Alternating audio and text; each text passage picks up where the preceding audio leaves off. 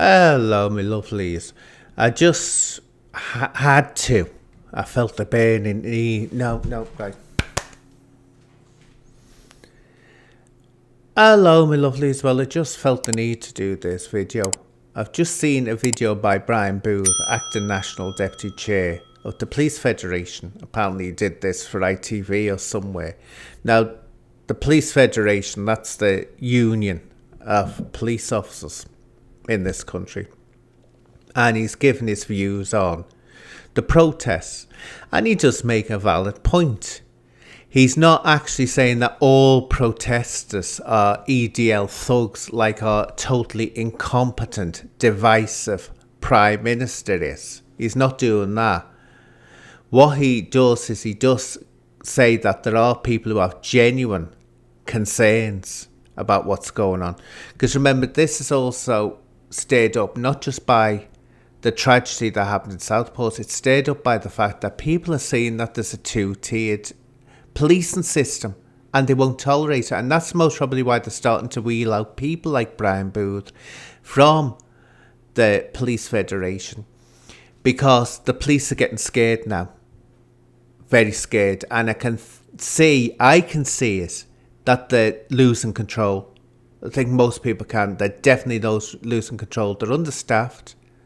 Look, Merseyside Police now is under 4,000 police officers.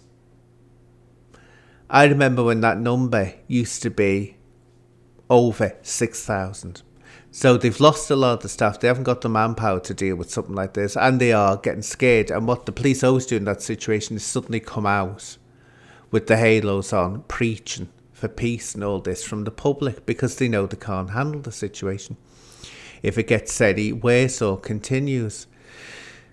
But I say, he does make a valid point that people can be led into these situations wanting to demonstrate, and then a violent element will take over, and we can't get away from it. We can't deny there is a very right-wing element that is starting to get these protests to be violent, and violent protests never achieve anything in a situation like this. Unless you're in Leeds, then you get exactly what you want. They'll engage with you, give you your children back who they thought were in danger being left with you. Unlike when in Southport children were slaughtered, they go and face the public who are not happy with what's going on with riot gear and riot shields. See, that's the difference that Keir Starmer is refusing to address. But anyway, this is what he says, and it can be seen as good advice, or for those cynics out there like myself, it can be seen as practically comical if this situation was not so much of a serious dilemma that the whole country is in.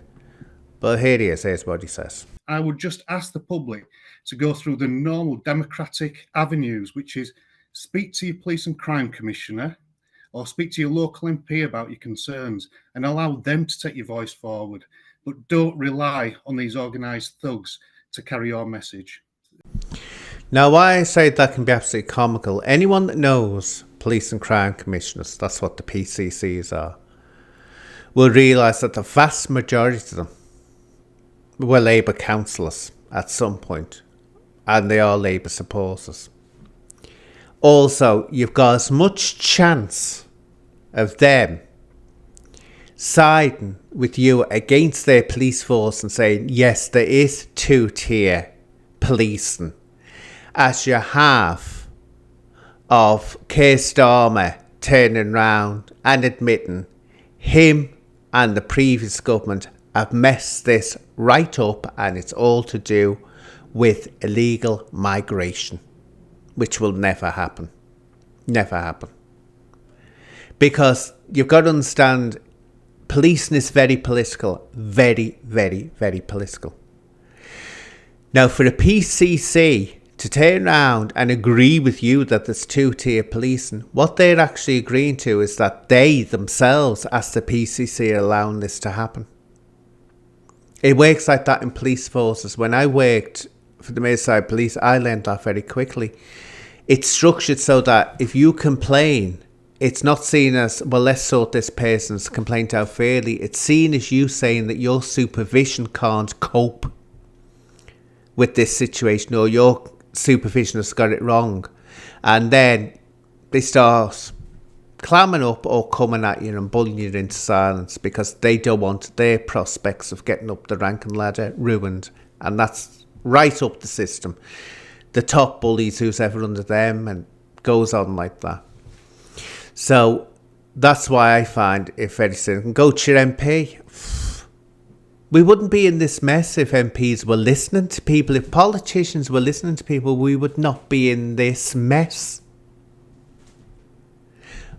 But why I say it could be a good thing, if enough people go and enough people organise speaking to the PCCs and not taking the rubbish off them and demanding that action is taken, and doing the same to the MPs, demanding it, maybe then, I'm saying maybe, I'm not even believing what I'm coming out with now, but it's anything is worth a try. Maybe then something might be done, but it's a long ask. Because with MPs, you're going to the people that are actually responsible for this problem. That's what the issue is. Your PCCs, as I say, they'll see that as a direct insult to them that they can't do the job, and they're biased because they're two-tier policing. But it's worth a try. It's worth a try because the rioting really is playing right into the hands of Keir Starmer, who's an absolute disgrace to this country. Absolute disgrace. Not been a Labour voter all my life. I only ever voted Tory once, and I regretted ever doing it. Very quickly regretted ever doing it. But I can assure you, under these circumstances, I would never vote Labour again. Never. And my mama was red hot Labour as well. Always voted Labour. So it's in the family.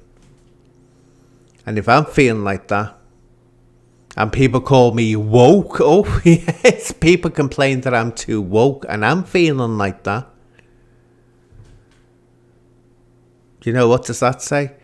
But anyway, I thought I'd play that, but definitely they're getting scared when they're rolling out people like him to make these statements, because the police cannot cope.